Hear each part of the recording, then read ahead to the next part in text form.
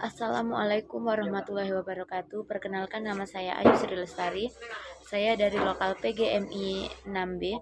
Baiklah, di sini saya akan menyampaikan hasil dari makalah saya yang berjudul Dasar Hukum Perencanaan Pembelajaran. Nah, dasar hukum perencanaan pembelajaran yang pertama yaitu Undang-Undang Nomor 20 Tahun 2003 tentang Sistem Pendidikan Nasional. Dalam undang-undang ini, yang dimaksud dalam undang-undang ini yang pertama yaitu pendidikan adalah usaha sadar dan terencana untuk mewujudkan suasana belajar dan proses pembelajaran. Yang kedua, pendidikan nasional. Yang ketiga, sistem pendidikan nasional. Yang keempat, peserta didik.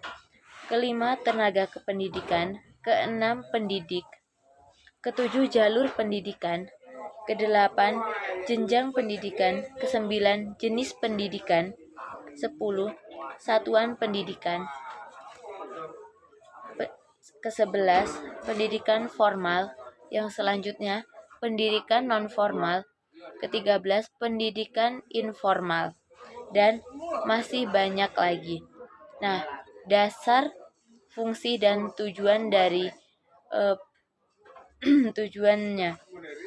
Dari pasal 2, pendidikan nasional berdasarkan Pancasila dan Undang-Undang Dasar Negara Republik Indonesia tahun 1945. Pasal 3, pendidikan nasional berfungsi untuk mengembangkan dan membentuk watak serta peradaban. Yang kedua yaitu PP nomor 19 tahun 2005 tentang Standar Nasional Pendidikan. Pasal 1.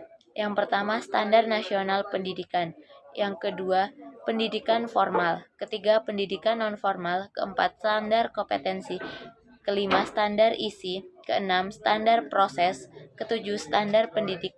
Kedelapan, standar sarana. 9, standar pengelolaan. 10, standar pembiayaan. Dan masih banyak lagi. Nah, lingkup fungsi dan tujuan. Yang pertama yaitu lingkup standar nasional pendidikan. Yang pertama, standar isi, standar proses, standar kompetensi lulusan, standar pendidik tenaga kependidikan, standar sarana prasarana, standar pengelolaan, standar pembiayaan, dan standar penilaian pendidikan. Yang kedua, untuk penjaminan dan pengendalian mutu pendidikan sesuai dengan standar nasional pendidikan, dilakukan evaluasi, akreditasi, dan sertifikasi. Yang ketiga, standar nasional pendidikan, akreditasi, standar nasional pendidikan disempurnakan secara terencana, terarah, tersusun, dan berkelanjutan sesuai dengan tuntutan perubahan kehidupan lokal, nasional, ataupun global. Pasal 3. Standar nasional pendidikan berfungsi sebagai dasar dalam perencanaan, pelaksanaan, dan pengawasan pendidikan dalam rangka mewujudkan pendidikan nasional yang bermutu. Pasal 4. Standar nasional pendidikan bertujuan menjamin mutu pendidikan nasional dalam rangka mencerdaskan kehidupan bangsa dan membentuk watak serta peradaban bangsa yang bermanfaat. Yang ketiga, PP nomor 32 tahun 2013 tentang SNP. Pasal 1. Dalam peraturan pemerintahan ini yang dimaksud PP nomor 32 tahun 2013 yaitu 1. Standar nasional kependidikan, 2. Pendidikan formal, 3. Pendidikan non-formal, 4. Kompetensi, 5. Standar kompetensi, 6. Standar isi, 7. Standar proses, 8. Standar pendidik, 9. Standar sarana dan prasarana, 10. Standar pengelolaan, dan masih banyak lainnya.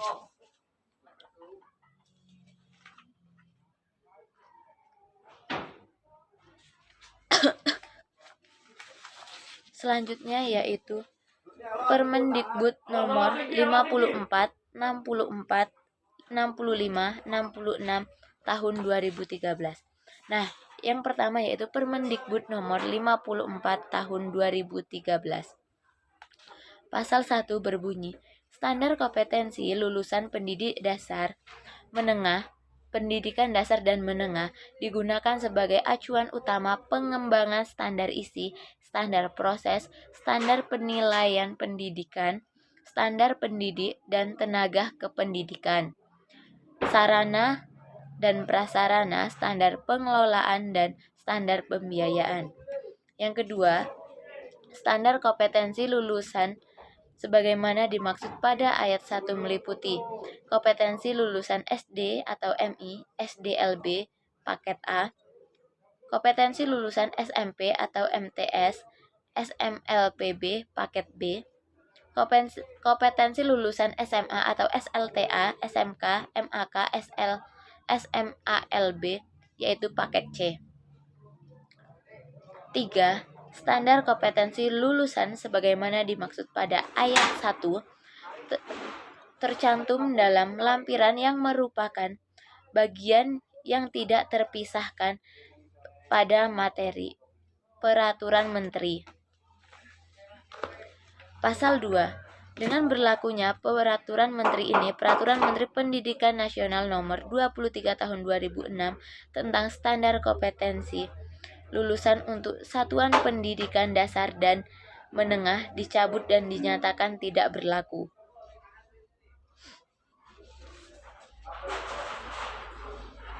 Standar kompetensi lulusan dan kriteria mengenai kualifikasi kemampuan lulusan mencakup sikap, pengetahuan, dan keterampilan.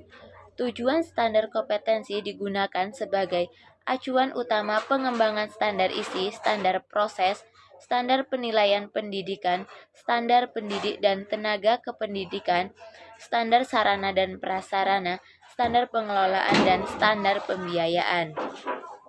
Ruang lingkup standar kompetensi lulusan terdiri dari kriteria kualifikasi kemampuan peserta didik yang diharapkan dapat dicapai setelah menyelesaikan masalah belajarnya di satuan pendidikan pada jenjang pendidikan dasar dan menengah.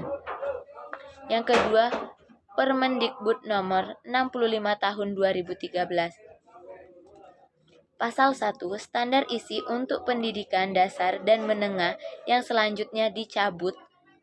Selanjutnya disebut standar isi mencakup lingkup materi minimal dan tingkat kompetensi minimal untuk mencapai kompetensi lulusan minimal pada jenjang dan jenis pendidikan tertentu.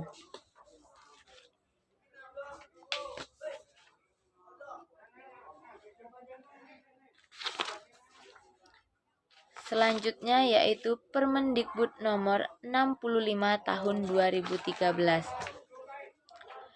Pasal 1. Standar proses pendidik dasar dan menengah selanjutnya disebut standar proses merupakan kriteria mengenai pelaksanaan pembelajaran pada satuan pendidikan dasar dan menengah untuk mencapai kompetensi lulusan. Yang kedua, standar proses sebagaimana dimaksud pada ayat 1 tercantum pada lampiran yang merupakan bagian yang tidak terpisahkan dari Peraturan Menteri ini. Pasal 2. Dengan berlakunya Peraturan Menteri ini, Peraturan Menteri Pendidikan Nasional Nomor 41 Tahun 2007 tentang standar proses untuk satuan pendidikan dan menengah dicabut dan dinyatakan tidak berlaku. Yang keempat yaitu Permendikbud nomor 66 tahun 2013. Pasal 1. Penilaian hasil belajar peserta didik pada jenjang pendidikan dasar dan menengah dilaksanakan berdasarkan standar penilaian pendidikan yang berlaku secara nasional. Standar penilaian pendidikan sebagaimana dimaksud pada ayat 1 tercantum dalam lampiran yang merupakan bagian yang tidak terpisahkan dari Peraturan Menteri ini. Pasal 2. Dengan berlakunya Peraturan Menteri ini, Peraturan Menteri Pendidikan Nasional Nomor 20 Tahun 2007 tentang standar pendidikan disebut dan dinyatakan tidak berlaku. Pasal 3. Peraturan ini mulai berlaku pada tanggal diundangkan, agar setiap orang mengetahuinya. Memerintahkan pengundangan peraturan menteri ini dengan penempatan dalam Berita Negara Republik Indonesia. Prinsip dan pendekatan penilaian. Yang pertama yaitu objektif, kedua terpadu, ketiga ekonomis, keempat transparan, kelima akuntabel, keenam edukatif, dan yang keenam edukatif. Nah, baiklah, itu saja yang dapat saya sampaikan pada materi saya kepada teman-teman. Apabila ada yang ingin ditanyakan, disanggah atau disampaikan, saya persilahkan. Lebih dan kurangnya saya mohon maaf. Saya akhiri, wabillahi taufiq wal hidayah. Wassalamualaikum warahmatullahi wabarakatuh.